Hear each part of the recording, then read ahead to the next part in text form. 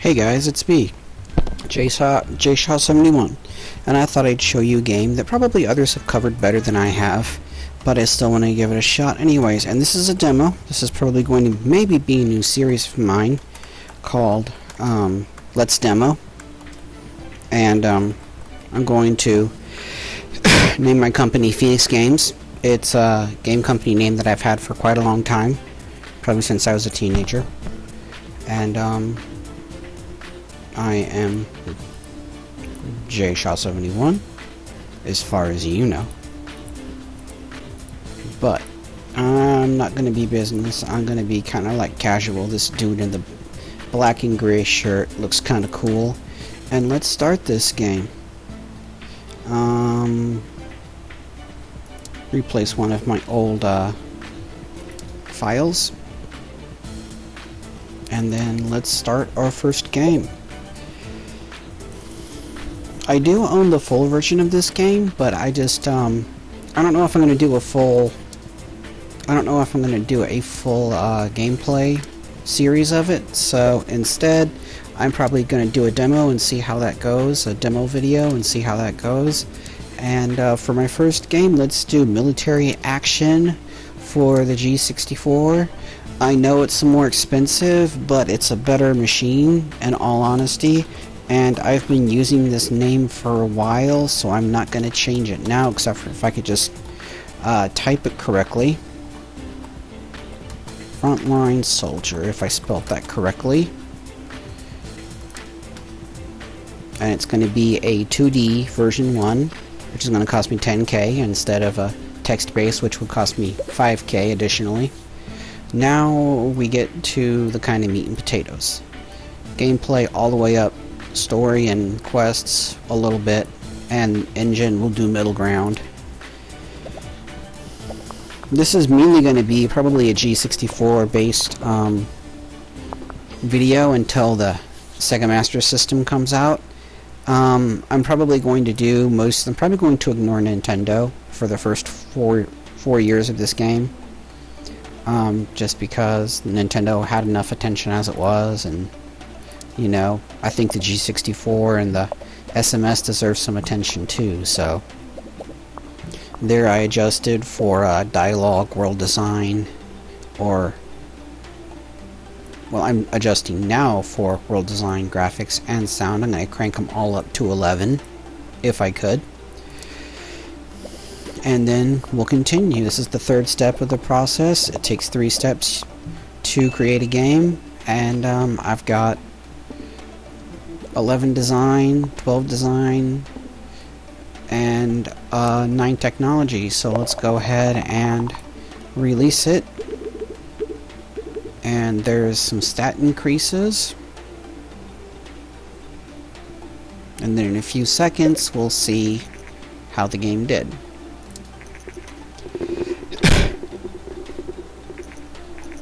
Five. 6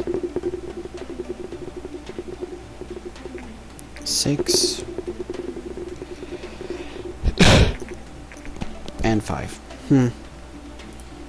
Not the best, but usually your first game's not going to be your best unless you get a really good combination, a really perfect combination for that matter, of everything really.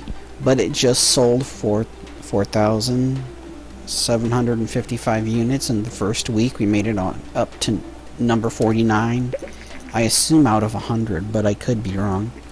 And we've gained 36 fans, which is, I guess that's pretty good for our first game back in the early 80s.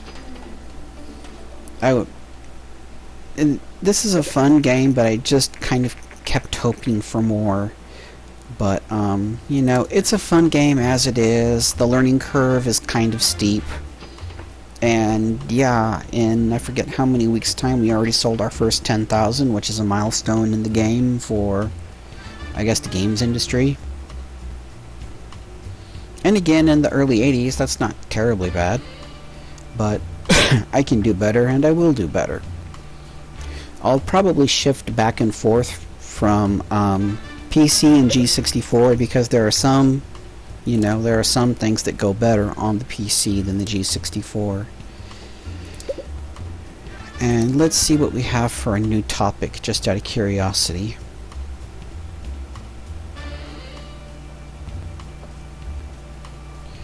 Sci-fi, racing, fantasy, pirate.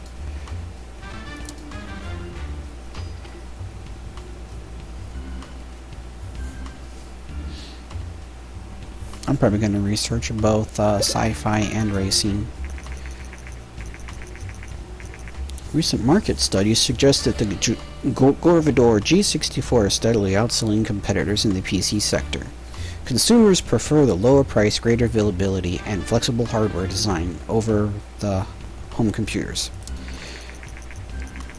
Experts say that this may spell the end of computing hardware manufacturers.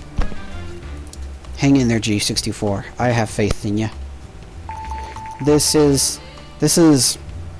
I got into gaming around this time in the early 80s, late 70s, early 80s. And, this whole time period holds a really special place in my heart, if I try not to sound too cheesy about it. This was the beginning of the arcade boom. This was the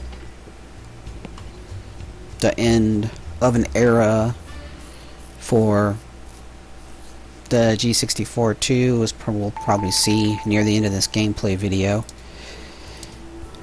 And instead of talking, let's go ahead and develop another game. Let's do sci-fi. No. Racing, sim. No, I want to wait until I have until I have the steering wheel support. So instead, let's do a sports sim on the PC. Like I said, I'm going to flip-flop between the two. And I'm going to call this one simply Sim Coach, which is another name that I came up with. Mind you, it was not very difficult, but I'm still going to go ahead and use it anyways. I've came up with a few game name ideas that while I've been playing this game, and it's been kind of fun messing around with it and seeing you know, what fits and what doesn't, and all that kind of fun stuff. I think that's good.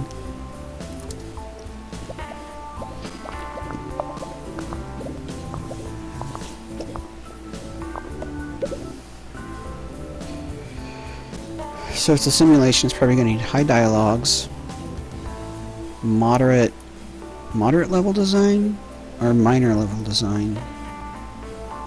I'm going to go moderate level design, and that on artificial intelligence. Maybe not the best idea, but according to rumors, the Japanese company Ninvento is planning on launching its very own gaming console. Ninvento is widely known for the successful arcade game Dinky King. And these are all, you know, lovingly nods and winks, winks and nudges to various different video game manufacturers over the years, which is mainly the main three or the main four, you might say: Nintendo, Sony, Sega, and Microsoft. So, and you know, like, many people speculate that this will be an awesome thing, to round out that little tidbit of video game history / news.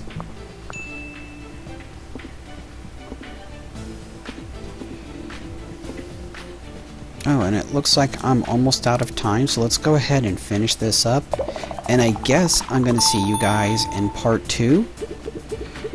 Thanks for watching. This has been JShaw71 playing Game Dev Tycoon. Let's demo it.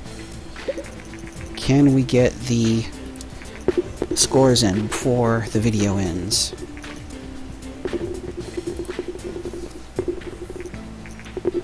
Six, 5, and 5. Well, little bit worse, but not too bad. Thanks for watching. I'll be back